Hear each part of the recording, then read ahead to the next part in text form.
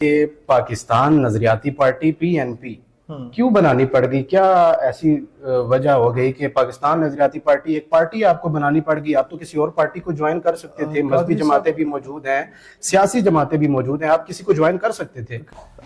میں نے کیونکہ سیاست میں قدم بہت چھوٹی عمر میں رکھا تھا، ٹھیک ہے، تو میں نے ساری پولیٹیکل اور ریلیجیس پارٹیز کی لیڈرشپ کو پڑھا بھی، اور شاید ان کی مرکزی کابینہ سے زیادہ اگر آپ مجھ سے پوچھے تو میں آپ کو پتا ہوگا۔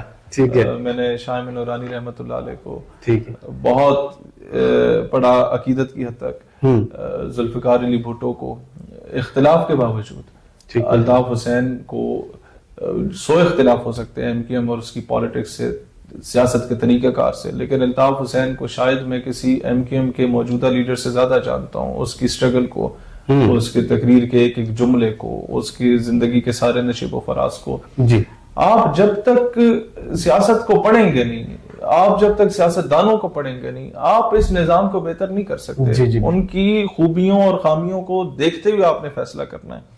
تو ہمارے لیے تو جن جماعتوں کو ہم سمجھتے تھے کہ نون پی پی تو ویسے ہی کراس لگا ہوا تھا، کیونکہ آپ کے ہماری عمر کے جو لوگ ہیں یا ہم سے 4-5 سال بڑے یا چھوٹے ہیں، وہ تو اس طرف دیکھنا نہیں چاہتے۔ اس کی وجہ ڈیفائن کر سکتے ہیں کیوں کراس لگا ہوا تھا؟ کیونکہ 50 سال سے تو یہ دو جماعتیں، 30 سال سے ایک جماعت پنجاب پہ قابض ہے اور وفاق پہ، اور 50 سال سے 1970 کی دہائی سے پیپلز پارٹی وفاق اور سندھ پہ قابض ہے۔ جی بالکل ایسے ہی۔ تو آپ خود دیکھ لیں کہ what have they done for Pakistan.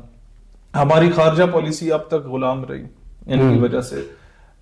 ہمیں جب بھی انسٹرکشنز لینی پڑی بین الاقوامی سطح پہ کسی نہ کسی کے آرڈر سے ہمیں کرنا پڑا، تو جب ایک پاکستانی کی یا ہمارے پاسپورٹ کی، اچھا ان دونوں جماعتوں سے پہلے پاکستانی پاسپورٹ کی عزت تھی، ہم جرمنی کو قرضے دیتے تھے، ہم یو اے ای کو بنانے والے ہم لوگ تھے، ہم لوگ سعودی عرب کے جو شیخ تھے انہیں نواب و بہاولپور نوازا کرتے تھے، تو ہماری عزت ہوتی تھی، ہم نے دنیا کی بڑی بڑی سپر پاورز کو ڈائریکٹلی انڈائریکٹلی شکست دی۔ لیکن جب سے ان دو خاندانوں کا انفلوئنس زیادہ ہو گیا پاکستان میں، انہوں نے قدم جما لیے، پاکستان ڈاؤن فال کی طرف آیا، کیونکہ دونوں کا پرائم فوکس ہوتا تھا کہ امریکہ کو راضی کرے اور امریکہ کے ذریعے پاکستان میں حکومت میں آ جائیں۔ ٹھیک ہے، اور دونوں کا فوکس ہوتا تھا کہ ہم لوگ عوام کا ووٹ نہ لیں، گیٹ نمبر 4 سے داخل ہوں اور حمایت لے کے ہم لوگ اقتدار میں آ جائیں۔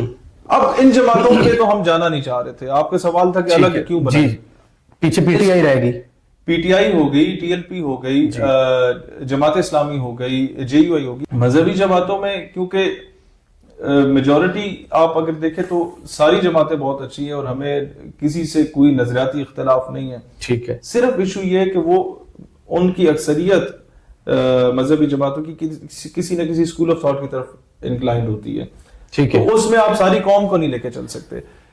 پی ٹی آئی کی طرف آپ